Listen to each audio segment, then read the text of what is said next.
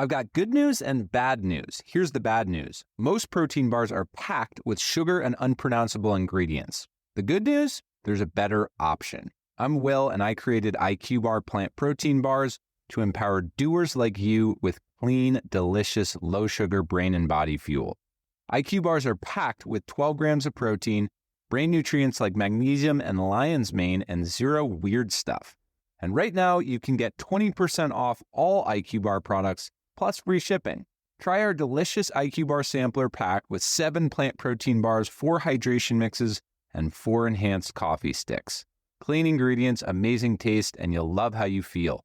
Refuel smarter, hydrate harder, caffeinate larger with IQ Bar. Go to eatiqbar.com and enter code BAR20 to get 20% off all IQ Bar products plus free shipping. Again, go to eatiqbar.com and enter code BAR20. Adobe Radio, the future of alternative. We all know that it's called the bionic, the bomb, the puff, the blow, the black, the herb, the sensi, the chronic, the sweet Mary Jane, ganja, spliff, reefer, the bad, the Buddha, the homegrown, the ill, the Maui, the method, pop, lethal, turbo, Thai, shake, skunk, stress, wacky, weed, blaze, the boot, dime bag, Scooby-Doo, Bob, bogey, backyard boogie. Woo! It's the Third Week Show. That's yes. And that's Sasha. And we are live on Adobe Radio for another week. We're still here. They haven't taken our microphones away and locked them in a password locked closet that we don't know. We are still live on Adobe Radio. We love you, Adobe. Thank you so much for allowing us to take over your airwaves for an hour and be silliest of billiest. We need it. We've been doing this for 10 years now, and it is all for the sake of cannabis and knowing your rights and enjoying the freedom of having adult use weed in our lives. You know what? I just realized this is totally off topic and not, we did not discuss this at all. My brother-in-law is going to Canada, and Patrick Walford, if you're listening, I'm going to hit you up tomorrow. He's our resident Canadian. Well, we have a lot of resident Canadians, actually. There's like half of our on-air staff is Canadian. But he's going to Toronto, and the last time he went, vapes weren't, like, you couldn't get vapes. Like, vaping isn't Really? a thing. Yeah. And this was like a year ago? Like cannabis vapes? Yeah. Yeah, he said it Okay, was only flour and edibles. Oh, that's weird. I had no idea. Me neither. I got to hit up Patrick because I was confused. So if you're in Canada, especially in the Toronto area, let us know what's the deal. Because I guess, like, when I think about it, I mean, I hadn't been in Toronto in many years, but when I was, I didn't see any vapes. I reckon it's probably similar to a smoke shop. You probably can get some sort of vape of some sort at a smoke shop that's unsanctioned in Canada. But if it's government sanctioned, then maybe not. I don't know. I'm curious. I just was thinking about this and talking about it before the show. It's live radio, folks. So I'm just, that's why. And I thought maybe you knew, but I guess you don't. So we could do some quick research. we have the technology. Okay, I'm gonna light my joint. Okay. This is I'm going to be diligently researching. okay. Great. Cannabis I'm gonna be vapes. getting high. I'm just gonna get high while you do all the work for the show. Buy vape cards. West Coast Cannabis. Buy disposable vapes online. Toronto. That's weird. Yeah. See. Toronto. So I think, and Toronto. please, Toronto, if you're in the house, let us know. I mean, to be fair, when I went, I didn't see any, but this was so long ago. And yeah, Anthony said when he went, he couldn't get any vapes. And he's not a big flower guy. He's more of a vape guy. I think it's just what he knows, and it's quicker and easier, and you can kind of hit it at any time. And flower does seem like more of a commitment when you're a casual smoker, for sure. I get that. Let's see. I am on the the first thing that came up was Purple Tree Cannabis in Toronto. Yeah. And vape carts. I'm clicking on the vape carts. This is a above the board, government sanctioned. I haven't researched that far, but it looks like they are available. They look like your little Flume vapes, or like the little Raw Garden. Actually, there's like, it looks like they're available. Okay. So maybe it was just When did he go? I don't know. It was like last year, but maybe, I mean, I don't know if it was Toronto in particular, or if it was like another part of Canada, but it should be all the same, right? It's not, state. Yeah. It's like their federal government legalized cannabis. So maybe he was just not in the right part of town. I'll let him know. But if you're in Canada and you can weigh in, and I'll just text our coworker Patrick Colbert, or the guitar player from Simple Plan, be like, hey Seb, or Cone from Sum 41, maybe he knows. Those are all the people who we work with here on Adobe Radio. Thank you for listening and joining us. I apologize for a little sidebar that we just went into, but if you're listening to the Cool Nerd Weed Show, then you know that is how we operate.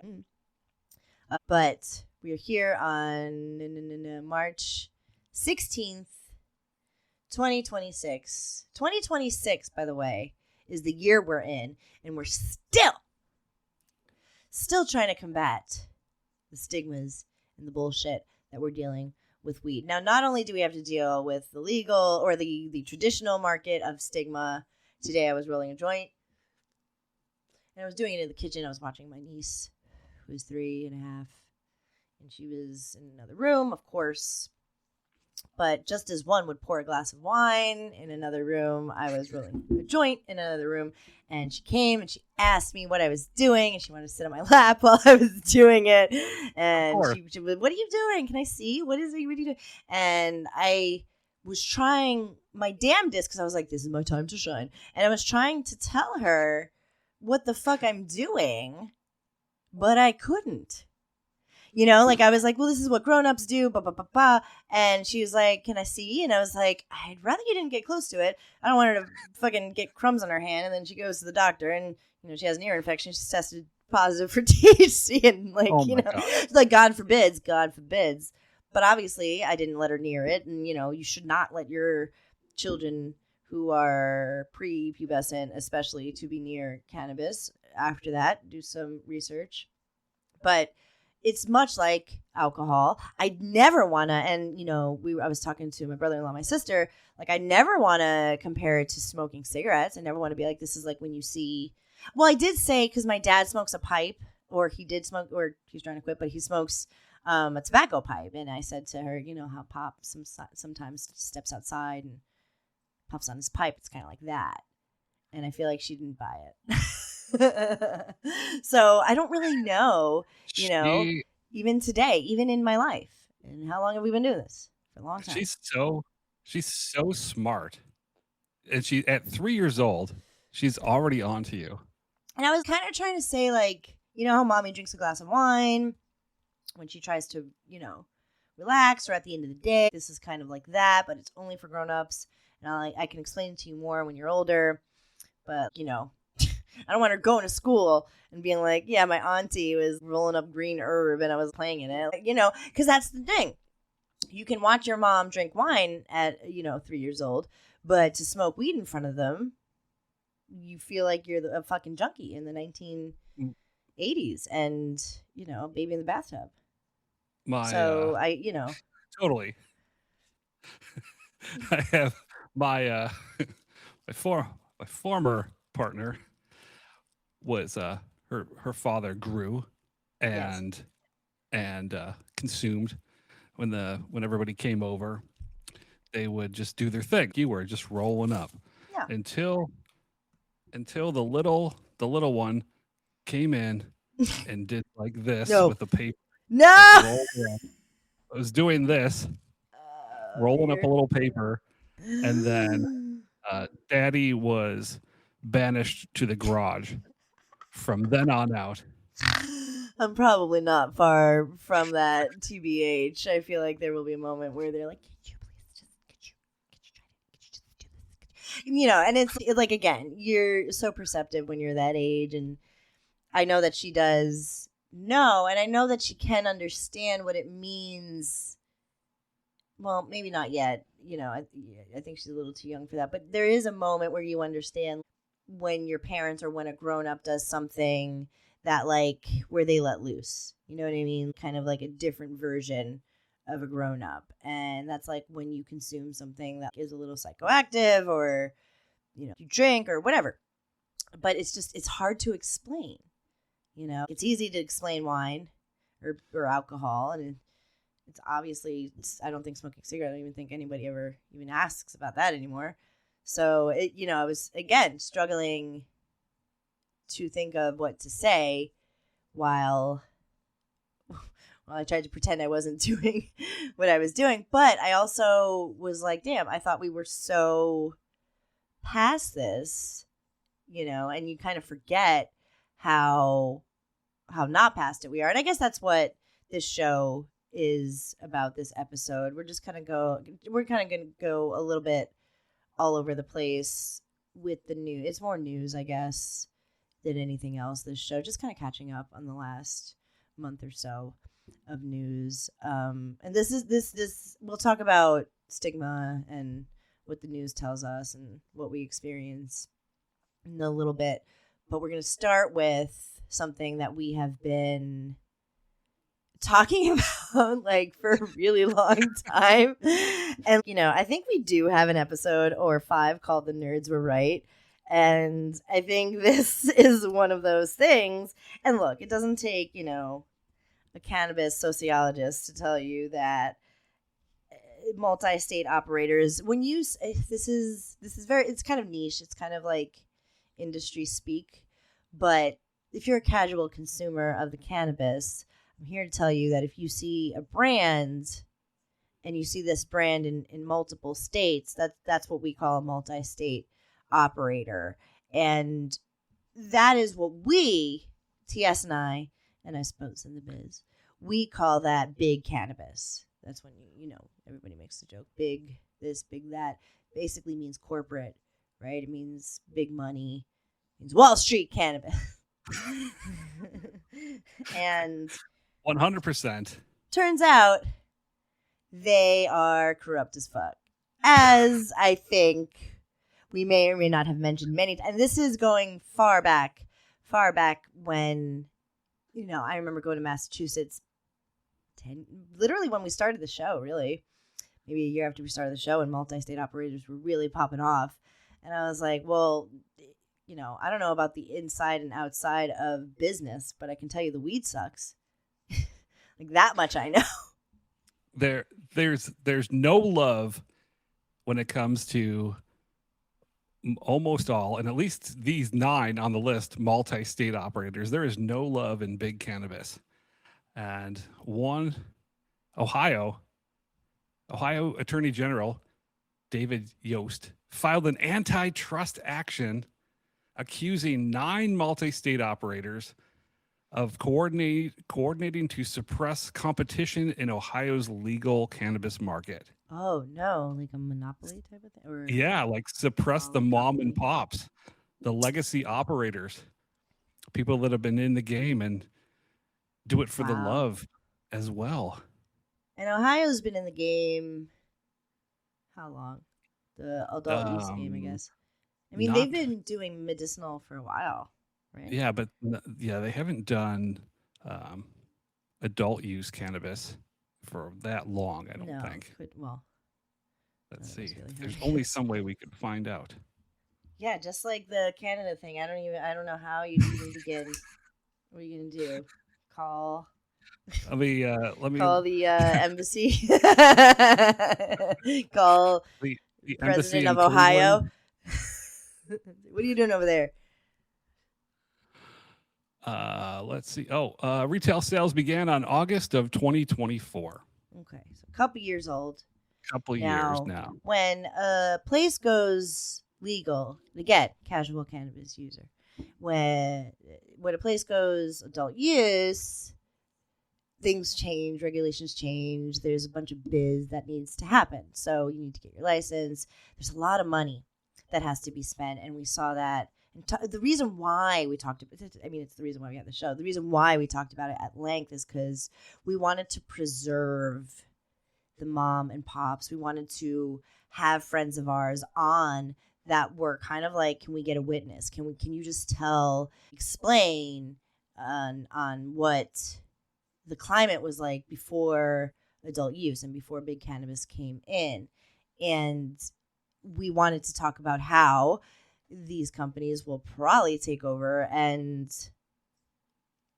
sell the dream, yet not give any more opportunity to cannabis as a product, really. I mean, all they see it is as a dollar sign, and we saw people come in and do this just in California, but traveling throughout all the states, you see these same brands. I would like to name them. Yeah, let's do it. They are all publicly traded multi-state there's operators. no allegedly here. There is an alleged, I guess. It's all alleged. It's all alleged, but it's all public. They are all publicly traded companies with deep, deep pockets. So this complaint alleges that Ascend, Air, Cannabis, Cresco, Curaleaf, Green Thumb Industries, which we'll talk about them in a second, Juicy, Trulieve, Verano, surprise. formed unlawful cartels that restricted access to dispensary shelves, disadvantaged independent Ohio operators, and kept prices artificially high. Cartels. What does that mean? Because they were the distributors. Yeah, they colluded. Wow. Colluded. Oh, Collusion. Boy. Oh, I see. Fucking collusion. So I've had the Trulieve cannabis, and they are always in the news for some bullshit. Yeah, always. Curaleaf in there. Verano is everywhere too. I mean, Verano, yeah. These are all publicly traded as well. Green Thumb Industries, I interviewed with them. Tell me more. That was the worst fucking shit interview. Was it an AI interview or a real person? It might as well have been an AI interview. I actually did an AI interview. What a load of shit there too.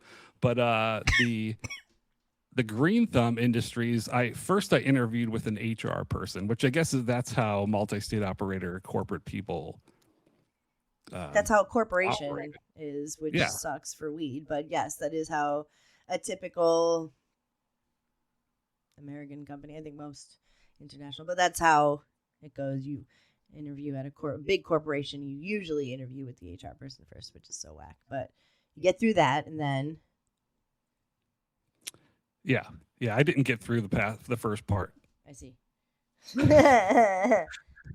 They recognized possibly too much of a wingnut. So anyway, their CEO, Ben Kovler, was recently tweeted some pro-Trump shit, and that he was like praising Pam Bondi. For fucking what? I mean, for what?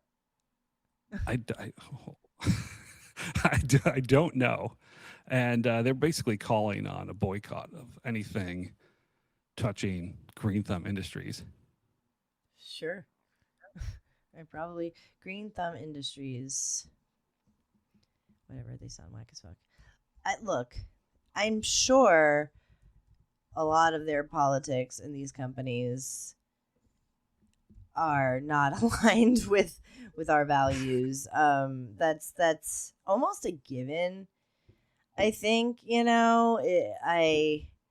again, this is just something we knew was going to happen.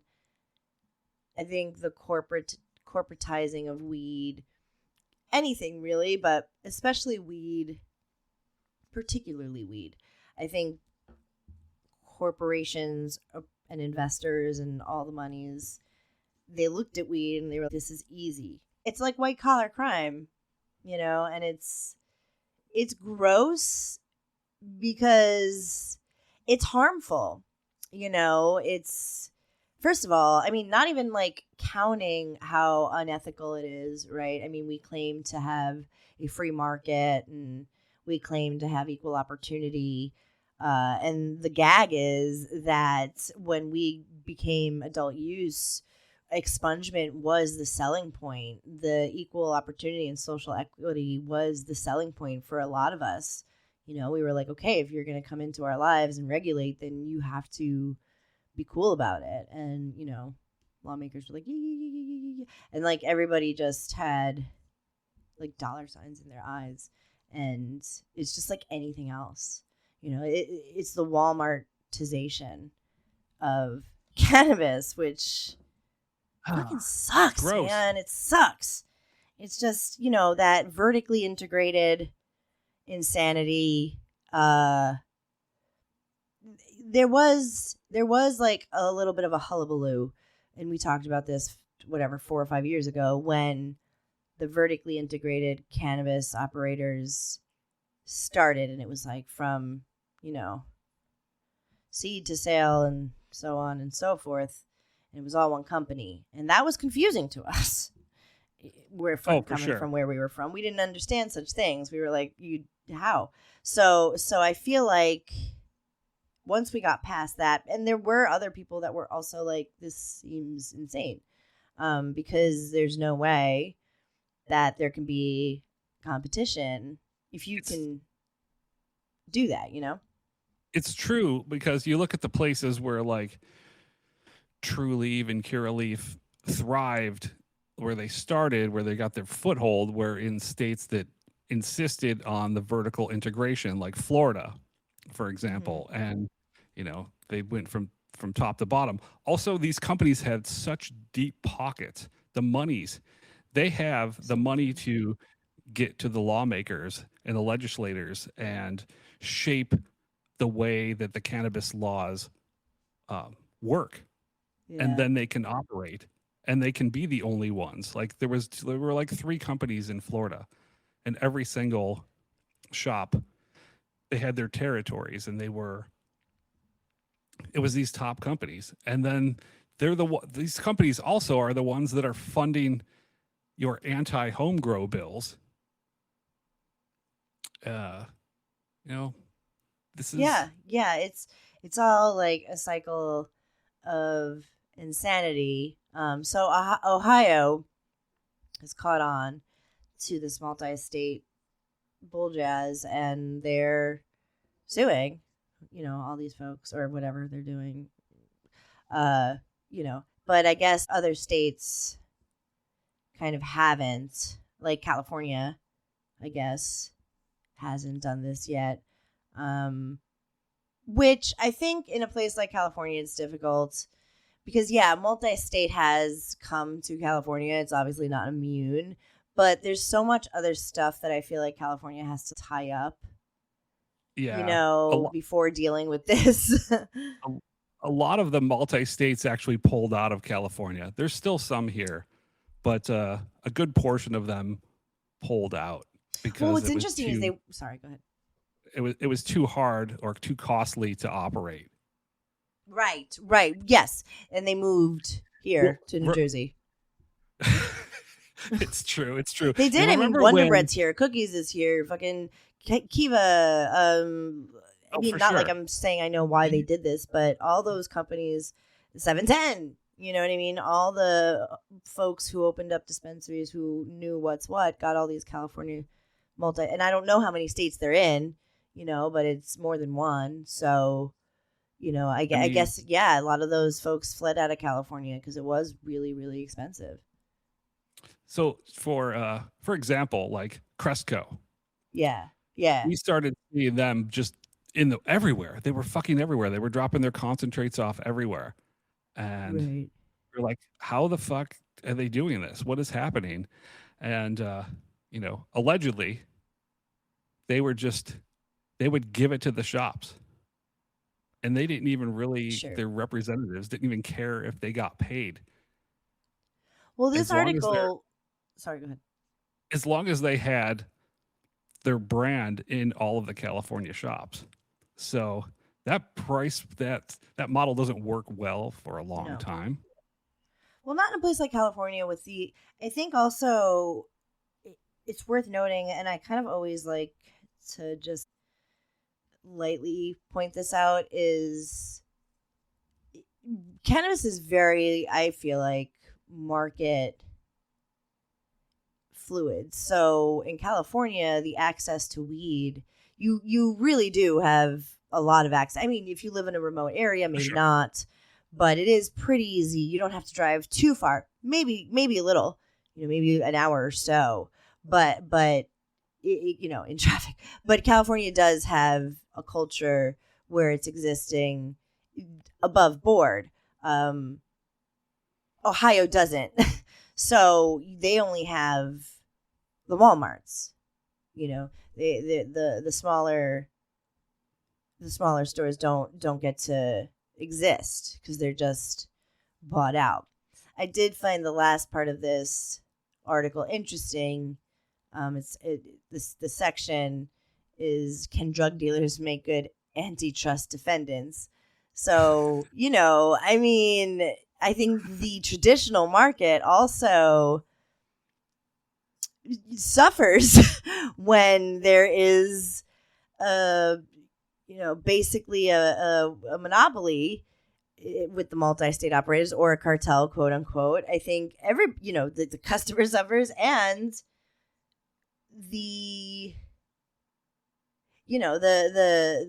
I'm trying to think of something similar. If you have your Walmart suffering from corruption, your 5 and 10 or whatever is also going to suffer because of the access to what you have. So you may think that the illicit market would thrive like it does in California for something like this to occur, but in Ohio, it's not. It's drug dealers are also like, this sucks, this is unethical. Which I think is pretty funny. Unethical. They're beating our prices. Because if anything, drug dealers they're business people. We're doing biz. Yeah. What are we trying to do? Supply and demand. Yeah, exactly. Literally, it's it's kind of the deception or whatever. It does also affect the supply chain, no matter where you're getting your weed. These multi-state operators are affecting everybody. It's not just, the big people who are trying to make money on top. That's why when you have it like a capitalistic model, or a model where you're trying to profit, corruption like this only benefits the tippy top, not the middle or the low, and especially not the consumer. The top doesn't care about the consumer at all, and that doesn't work with weeds so well. No matter in Ohio or California, you can't. I find, and this is proof that you can't. I feel like these fucking big weed companies came in and they tried to, for lack of a better term, bullshitters. You know what I mean? And that's kind of what we all saw. Sure. They came in being like, I used to fucking sell real estate, or I used to fucking sell jewelry, or blah, blah, blah. And, they know, blah, blah, blah. And we were like, okay, but do you have good product, and can you sell it at a reasonable price? You know what I mean? And also, I hate to sound like this is also us being hippy dippies, but I also believe that compassion, I believe that with everything. Obviously, how dare you? I know. In these compassion. United States, I know, but I know that is a cherry on top to any company. Nobody with a lot of money has compassion. You can't. It's not possible. So I have to have compassion for those folks. But weed was, at least in California, something in the business. If you're just talking business, there still was compassion.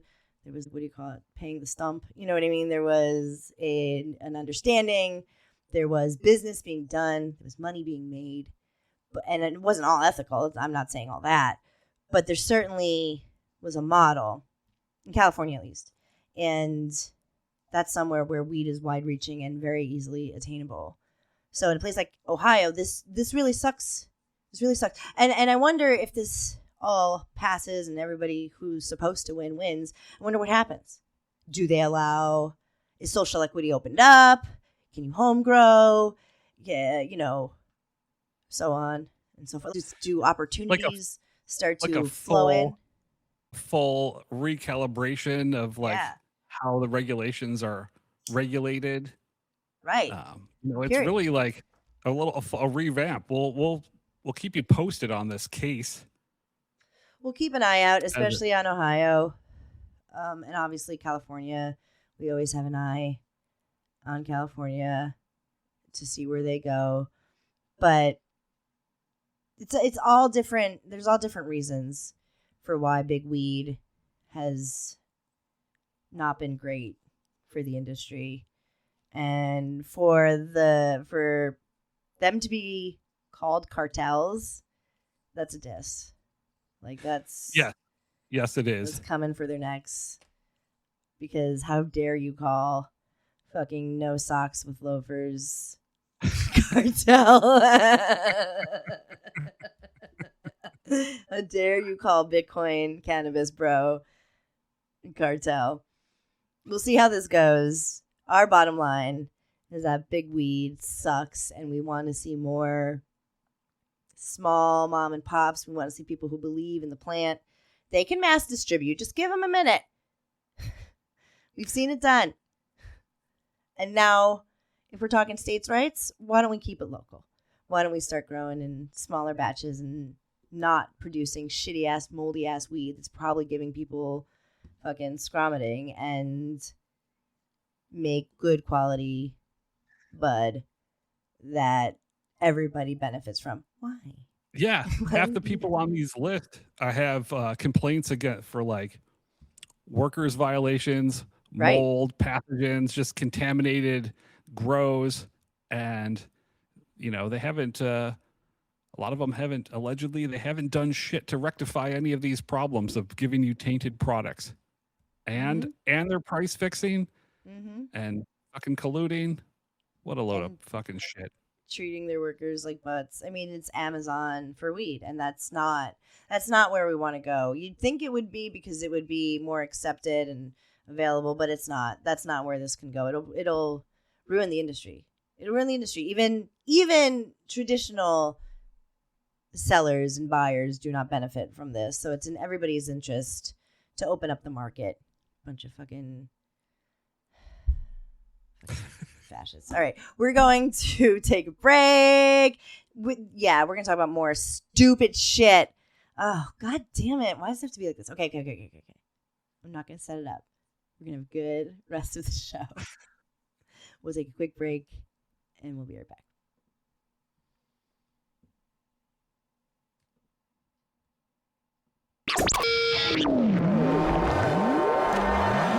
Gummies, gummies, gummies, gummies, I got gummies. Do you want some gummies? It's the Cool Nerd Weed Show. And we're back. We're back. It's the Cool Nerd Weed Show. That's Diaz. And that's Sasha. And we are live. My battery is literally on 4%. I have no idea why it's not charging. It's plugged in. If I die before I wake, I love you. And you have to say your outro. But we only have 20 minutes of the show. I think I can make it. But what the frick? I don't know. Maybe they don't want us to say the truth. We're being censored. Yeah, we're being censored. Friggin' by hackers. For realsies. Actually, yes, my sister works at Stryker, so she has experienced firsthand what that is like. And maybe that is what's happening here. But probably my battery, I don't know, maybe it's just too dead. But before I die, I do want to talk about this. And I also I don't know. I want to talk about it. I guess we'll talk about our opinions. But this just dropped today. Today is the 16th of March, 2026. I don't know what the fuck this is supposed to do or why we would even say this. The headline, and it's on fucking CNN, who, like, fuck off, CNN, all the way, every which way, up, down, left, and right. Go fuck yourself and die. However, they were on the right side of weed. You know, they always reported, you had your Sanjay Gupta, and he did extensive stuff on weed. You can hear all about that throughout all of our shows. So they were on the right side. Now, all of a sudden, now that we're in the era that we're in, there's headlines like scientists say marijuana doesn't ease anxiety or mental health conditions. Like, using medical or recreational marijuana to ease symptoms of numerous mental health conditions doesn't work. According to 2 new analyses of existing gold standard research. First of all, this is an obviously flawed study. There's 54. There's like 54 randomized controlled trials between 1980 and 2025. It's very small. The amount of actual participants is tiny, and it goes on to suggest that there's no benefit at all, and that we're in the cannabis industry, the cannabis medicine is continued to be administered in the usual oral capsules, sprays, oils, and smoked, and it's being recommended for mental health, which I can probably, but both of us can attest to. Cannabis makes our mental health better. I would also like to say something, though, about this is when I first got to California and, I went to the medical cannabis place to get my rec card. You're like told not to say anxiety, because actually doctors that I've experienced, this is not their go-to. Do you know what I mean? Like, I think it's colloquial probably at best. I think doctors do not understand what the fuck weed is and what it does and why it does what it does, which is why we're seeing cannabis use disorder, because it's not being even understood or taken seriously. So there's self-medicating, there's using these out-of-control percentages. I think that there's no barometer, right? So, like, my mom went to the doctor last week. I don't think she'll mind me telling the story for, I don't know, legal purposes. This is my friend's mom. Went to the doctor, and I always tell her to be honest about her cannabis use. And I can tell you from knowing my mom for all of my life that it has benefited her, and not only mentally, but very much physically, in a way that painkillers or anything else has helped. And I've seen that and felt that. So I can only say what I see. But I do tell her, just in case of a medical emergency, you do want the doctor knowing what is in your body. So I always tell her to be honest. And with that comes, you have to know you're going to get some bullshit, or you're going to get somebody cool, but is more than likely that you're not. So you kind of have to put up your armor. But I would recommend you always be honest with your doctor. Now, what you might get is, like, I have a doctor who is totally cool, who actually wants to know more about weed.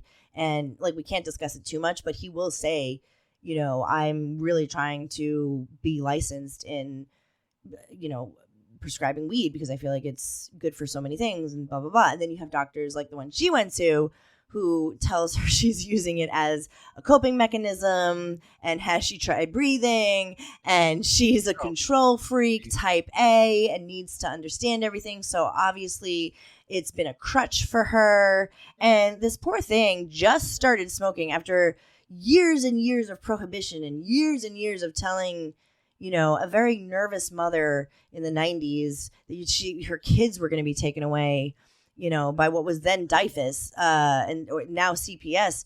Like, that is something that's ingrained in her brain. The doctor saying that it was a coping mechanism and all the other bullshit that went along with that, and type A personality and needing to know, and cannabis is going to it could be a coping, but here's the benefits of using it as your coping. Yeah, and even what's wrong with that? That was my point. Goes down. Exactly. Your stress level goes down. In turn, your blood pressure goes down. If you use it for like fucking depression, it elevates your mood. What's wrong with all of these things? These are the benefits: elevated mood, lower blood pressure, fucking lower heart rate because you're calm, lower your stress, and stress will fucking kill you before anything else. Totally. I always say that. Like that's stressful. It's a stressful world we live in. So, I don't know. The doctor industry, the pharmaceutical industry, they just want to, like, what the fuck would this doctor suggest for lowering stress? Like breathing? Like, sure. Yeah, like basically you can incorporate that. Breathing or medicine. You know what I mean? Like it's either you breathe or you take medicine that I can prescribe to you that keeps our whole industry in business. You know what I mean? Not for nothing. And that's obviously me being a little opinionated. That's just my opinion. But doctors, I think for their lack of understanding, I think they do a lot of compensating. And my doctor, he's always said, like, it's a practice. We're, all learning together. But at the same time, when you are, I think something happened like in culture where we all saw the benefits of what weed was doing, and it happened very quickly, and it happened in mainstream, and CNN was one of the people, or was one of the outlets that were doing this. And we saw it, just so happened to be when I started, and we saw it happen in our industry, and we were excited, but we also saw the ramifications of being commercial and being regulated and stuff. And this is what happens when the pendulum swings too far the other way and there's not enough going along with it. There are people now who are starting to do more research, who can do more research, but since it's not legal yet, in that way, it's difficult to do. And this fucking study, 54 people over the span of like 200 years, like that's dumb as fuck. And we don't know anything really for or against weed and mental health. And honestly, like,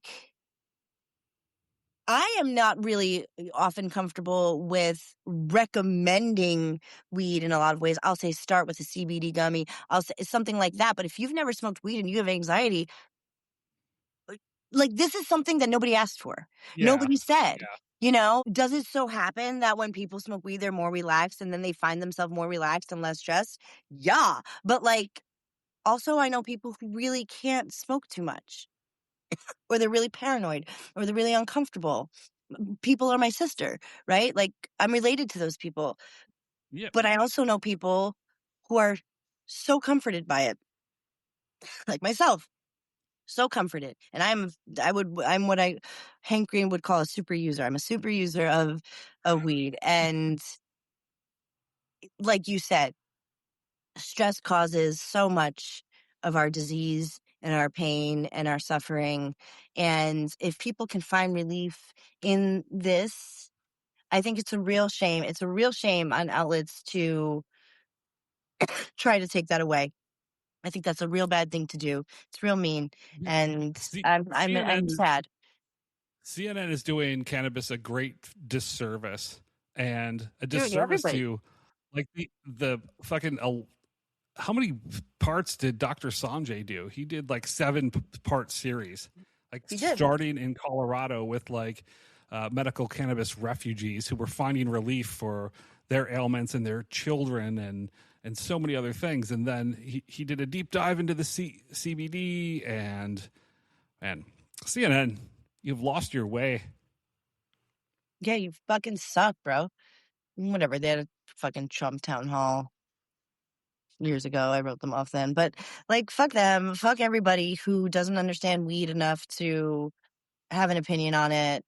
And that's including doctors. Fuck the legal cartel. We're going to end the show early. And we're going to do our countdown to 420 starting soon, and we'll be happier and we'll feel better. But until then, fuck Donald Trump, fuck ICE, no blood for oil, and once again, fuck Donald Trump. Don't panic. Stop doing more for money. It's organic. Give it up for Adobe, everybody.